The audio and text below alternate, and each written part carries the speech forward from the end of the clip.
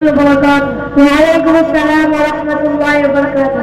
مزاج گرامی آپ کیسے ہیں؟ الحمدللہ بخیر ہوں۔ میاں یہ کیسا مجمع ہو رہا ہے؟ ارے میاں تم بھی بڑے بے خبر انسان ہو، تمہیں معلوم نہیں کہ آج ہمارے مدرسہ رحیمیہ فلاح المسلمین ستول پور دیوری وارث نگر سمستی پور میں تکمیل حفظ قرآن کریم نور مصطفیٰ کے موقع سے پروگرام کا سالانہ جلسہ ہے۔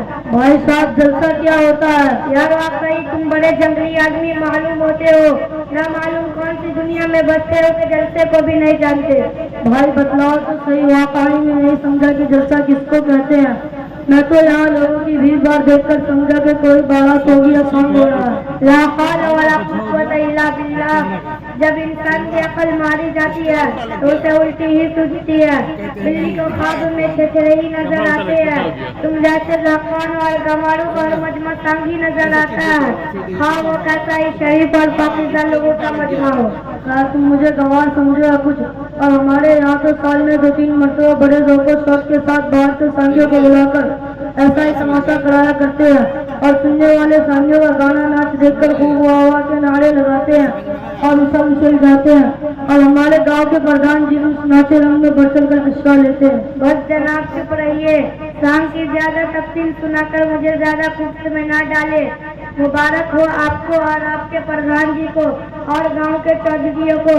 مجھے تو سانگ اور ناچ گانا، مجھے تو ان باتوں کے سننے سے بھی قائی ہوئی جاتی ہے، بس اپنی زبان کو ان باتوں سے روکیے۔ اچھا میں سانگ کی باتیں کر کے آپ کے عشق کو مقدر نہیں کرنا چاہتا، اب تو آپ بتلائیے کہ یہ جلسہ کیسا ہے، اس کا مقصد کیا ہے؟ اچھا سنیے، آپ کو معلوم ہے کہ ہمارے یہاں 15 سال سے دینی مدرسہ ہے، جس میں عربی، اردو، ہندی اور قرآن مجید کی تعلیم ہوتی ہے، تو آج یہ جلسہ بھی اسی مدرسہ کا سالانہ جلسہ ہے۔ اس میں ہمارے محتمین صاحب کے دعوت پر دور دور سے علماء تشریف لاتے ہیں اور اپنے پاکیزہ مواعظ حسنہ اور دل پسند تقریروں سے سامعین کو محفوظ و مستفید فرماتے ہیں۔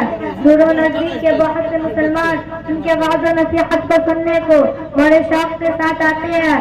نیز مدرسہ تعلیمی و مالی حالات بیان کیے جاتے ہیں تاکہ مدرسہ میں امداد کرنے والوں کو معلوم ہو جائے کہ ان کی گاڑی اور نیک کمائی کا پیسہ یہاں کس قدر بہترین مصرف میں خرچ ہوتا ہے، اور دوسروں کو ترغیب دلاتے ہیں کہ وہ سبھی مدرسہ میں اعانت فرما کر اس اجر عظیم سے محروم نہ رہیں۔ بھائی صاحب واقعی میں یہ تو بڑا مبارک مجمع اور بابرکت اجتماع ہے، اس میں شریک ہونا تو بہت ہی مفید اور ضروری ہے، اس میں کیا شک ہے۔ اچھا تو آپ بھی اس مدرسہ میں پڑھتے ہیں؟ جی ہاں، میں بھی اسی مدرسے کا ایک ازنا کا طالب علم ہوں۔ اچھا تو یہ بتلائیے کہ آپ اس مدرسہ میں کیا پڑھتے ہیں؟ جناب عالی، میں قرآن مجید اور اردو، ہندی اور دنیات پڑھ کر تیرا پڑھا حفظ کر رہا ہوں۔ بھائی صاحب دنیات کیا ہوتا ہے؟ دنیات کا مطلب یہ ہے کہ دین کی باتیں، مثلاً خدا، رسول، یوم آخرت پر ایمان لانا، نماز، روزہ اور حج، زکوٰۃ وغیرہ کے مسائل کا جاننا، اور رسول اللہ صلی اللہ علیہ وسلم اور صحابہ کے حالات جس کو تاریخ اسلام کہتے ہیں اس کی واقفیت حاصل کرنا۔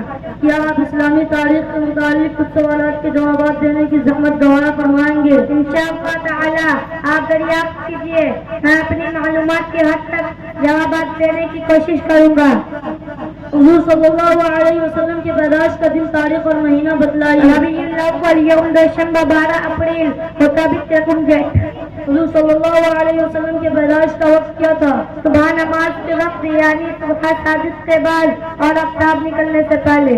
حضور صلی اللہ علیہ وسلم کی پیدائش کون سے سال ہوئی؟ حضرت عیسیٰ علیہ السلام کے پیدائش سے 570 برس گزرنے کے بعد 571 برس میں، جس سال اصحاب فیل کا واقعہ ہوا تھا۔ اصحاب فیل کون تھے اور ان کا واقعہ کیا تھا؟ حبشہ کے بادشاہ کی طرف سے ابرہہ نامی یمن کا گورنر تھا، اس کو یوں سوجا کہ خانہ کعبہ کو معاذ اللہ منہدم کر دیا جائے تاکہ اس کے یہاں کا نقلی کعبہ آباد ہو جو اس نے سنائی یمن نے بنایا تھا۔ چنانچہ بہت سا لشکر جس کے سینکڑوں ہاتھی تھے لے کر مکہ پر چڑھائی کر دی گئی۔ جب خانہ کعبہ کو منہدم کرنے کے لیے مکہ میں داخل ہوئے تو اللہ تعالیٰ نے چڑیوں کے ذریعے اس کے سارے لشکر کو ہلاک کر دیا۔ اصحاب فیل کی معنی ہاتھیوں والے۔ چڑیوں نے ان کو کیسے تباہ کر دیا؟ چڑیاں اپنی چونچوں سے چھوٹی چھوٹی کنکریاں پھینکتی تھی جو چھڑیوں کی طرح اس کے سروں میں گھس کر تمام بدن کو چیرتی ہوئی پار ہو جاتی تھی، اور جس کو لگتی تھی اس کو ہلاک کر دیتی تھی۔ تعجب ہے کہ ان چڑیوں کی چوٹ میں اتنی طاقت کہاں سے آ گئی؟ جیسے بندوق کے گھوڑے میں جب ہم چھوٹے سے بیجان لوہے سے اتنا زور کا کام لے سکتے ہیں تو کیا تعجب ہے خدا ایک جانور کی چوٹ سے اتنا کام لے لے؟ ان مرنے والوں میں ابراہ گورنر اونلی تھا، اس کو کچھ اور سزا دی۔ ابراہ فوراً نہیں مر گیا بلکہ اس کا بدن گل کرے سے انگلی گر گئی، اس کو سنہا لے گئے اور بری طرح وہیں ہلاک ہوا۔ حضور صلی اللہ علیہ وسلم کی پیدائش کے وقت کیا ہوا تھا؟ آپ کی والدہ ماجدہ حضرت آمنہ نے ایک نور دیکھا، اس سے مغرب اور مشرق پورا روشن ہو گئے تھے۔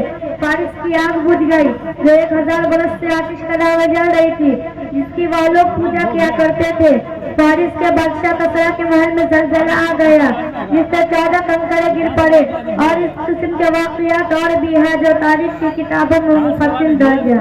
یہ کیسے ہوا؟ خدا تعالیٰ کے حکم سے، جس کے حکم سے آگ جلتی ہے، پانی بہتا ہے، نظر دکھتی ہے، اور جس کے حکم سے دنیا کی تمام چیزیں قائم ہے۔ ماشاء اللہ، جزاک اللہ۔ میں آپ کا ممنون ہوں کہ آپ نے اس تھوڑے سے وقت میں دین کی اہم باتیں بیان کر کر میری معلومات میں اضافہ کیا۔ اللہ آپ کو جزائے خیر عطا فرمائے، مجھ کو اور سب مسلمانوں کو عمل کی توفیق عطا فرمائے۔ اچھا رخصت ہوتا ہوں۔ السلام علیکم ورحمۃ اللہ وبرکاتہ۔ وعلیکم السلام۔